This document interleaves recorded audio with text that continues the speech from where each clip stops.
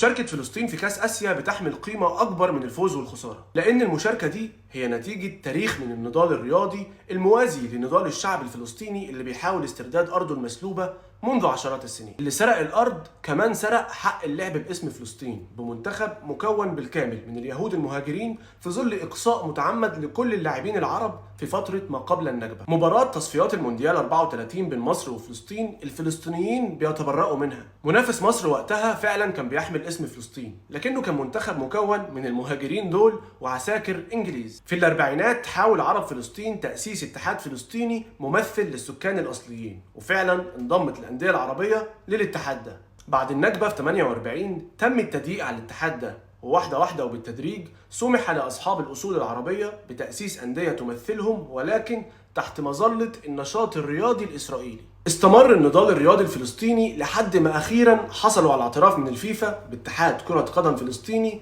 تابع للسلطة الفلسطينية سنة 98. واستمر تضييق الاحتلال على نشاط كرة القدم الفلسطينية اللي بتحاول الصمود والمشاركة في بطولات عربية ودولية. وقدر منتخب فلسطين انه يلعب اول مباراة دولية ليه على ارضه في القدس امام الاردن. التأهل 3 مرات متتالية لكأس اسيا هو تتويج لمسيرة نضال. في ظل المعاناة والظلم اللي بيتعرض له اهلنا في غزة وفلسطين من شهر اكتوبر اللي فات، تحقيق نتائج ايجابية في اسيا ممكن يرسم بسمة ولو مؤقتة على وجوه الشعب الفلسطيني.